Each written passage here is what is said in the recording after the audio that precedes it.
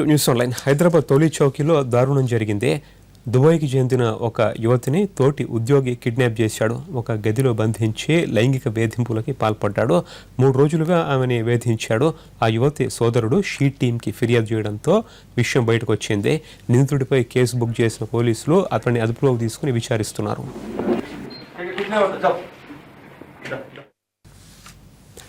హైదరాబాద్లో she teams ఒక major ఆపరేషన్ని success చేశాయి. 3 రోజుల పాటు ఒక అమ్మాయిని గదిలో నిర్బంధించి నానా చిత్రహింసలకి గురి చేస్తున్న ఒక సాఫ్ట్వేర్ ఇంజనీర్ని తమ అదుపులోకి తీసుకున్నారు. విషయంపై షీ టీమ్స్ ఇన్ఛార్జ్ కవితతో మా ప్రతినిధి Ramesh Vaitla face to face. ఈ టీం ఒక మేజర్ ఆపరేషన్ చేసింది. ఈ ఆపరేషన్లో ఒక అమ్మాయిని, సాఫ్ట్వేర్ ఇంజనీర్ అమ్మాయిని రెస్క్యూ చేయడం జరిగింది. 3 రోజుల పాటు గదిలో నిర్బంధించి నానా హింస పెడుతున్న ఒక సాఫ్ట్వేర్ ఇంజనీర్ని పోలీసులు అదుపులో తీసుకున్నారు. ప్రస్తుతానికి దీనికి సంబంధించి షీ టీం ఇన్ఛార్జ్ అయిన కవిత గారు మనతో ఉన్నారు. మేడం, చెప్పండి, అసలు ఈ విషయంలో ఏం జరిగింది? నిన్న మధ్యాహ్నం మనకి 3 o'clock అప్పుడు సందీప్ అని చెప్పేసి విక్టిమ్ బ్రదర్, అలాగే అమ్మాయి ఫ్రెండ్ కూడా మనల్ని అప్రోచ్ అవ్వడం జరిగింది.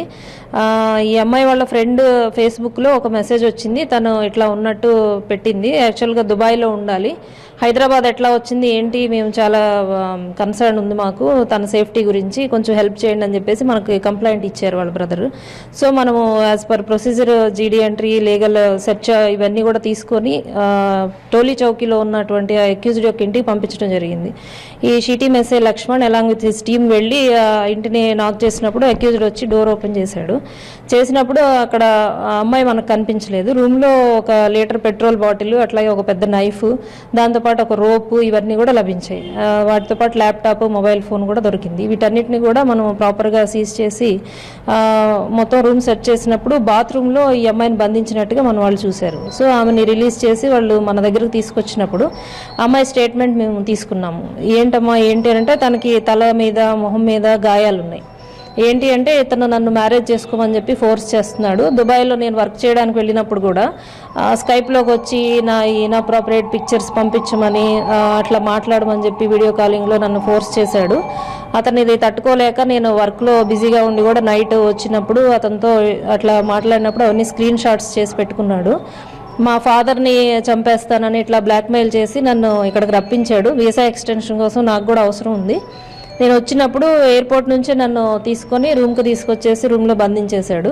ఫోన్ కానీ ఏ రకమైనటువంటి కమ్యూనికేషన్ కూడా నాకు లేకుండా చేసి నన్ను ఇక్కడ ఉంచి కొట్టి ఆ స్టేట్లోనే నన్ను మాలిష్ చేసి నన్ను చాలా ఇది చేస్తున్నాడు అని చెప్పేసి అమ్మాయి చెప్పింది ఏడుస్తూ. చెప్పినప్పుడు మనం అక్యూజ్డ్ని అంతా కూడా డీటెయిల్స్ అన్నీ తీసుకొని ఇన్స్ట్రక్షన్స్ ప్రకారం వాళ్ళని ఈ అలాంగ్ విత్ సీజ్డ్ మెటీరియల్ మనం కన్సర్న్ పోలీస్ స్టేషన్లో హ్యాండ్ ఓవర్ చేయడం జరిగింది. ఇది కాగ్నిజబుల్ అఫెన్స్ కాబట్టి. అబ్బాయి మనకి ఏం చెప్తున్నాడంటే, మేమిద్దరం అంటే లవర్స్. యాక్చువల్గా ఇక్కడికి వచ్చినప్పుడు కూడా మనకు అతను ఏం చెప్తాడంటే, ఈ అమ్మాయి నేను ప్రేమించుకున్నాము, మాది రిలీజియన్ డిఫరెంట్ అవ్వడం లేకపోతే ఇంకోటి ఏదో తను దేనిలోనో ఉండి ఇట్లా చెప్తుంది కానీ, బట్ నువ్వు ఇట్లా నన్ను మోసం చేయొద్దు, ఇప్పుడు కూడా ఐ లవ్ యూ అని చెప్పేసి అతను మన దగ్గరికి వచ్చినాక కూడా అమ్మాయిని అంటున్నాడు. ఆ అమ్మాయి అయితే అతను చూడడానికి కూడా భయపడుతుంది. ఒక సాఫ్ట్వేర్ ఇంజనీర్ని 3 రోజుల పాటు గదిలో బంధించి సెక్సువల్ అబ్యూజ్ చేసిన మరొక సాఫ్ట్వేర్ తోటి ఉద్యోగ సాఫ్ట్వేర్ని పోలీసులు అదుపులో తీసుకున్నారు. అయితే సెక్సువల్ అబ్యూజ్ చేయడం కాకుండా తీవ్రంగా కొట్టి పూర్తి స్థాయిలో, అంటే అమ్మాయి సంబంధించి ఇప్పుడు చూసినట్లయితే పరిస్థితి కూడా చాలా దారుణంగా ఉంది. అమ్మాయి ఒంటిపైన తీవ్రమైన గాయాలు ఉన్నాయి.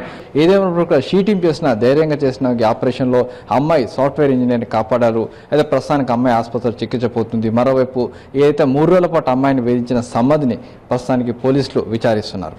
కెమెరా పర్సన్ రవితో రమేష్ వైట్ల, ఎన్టీవీ.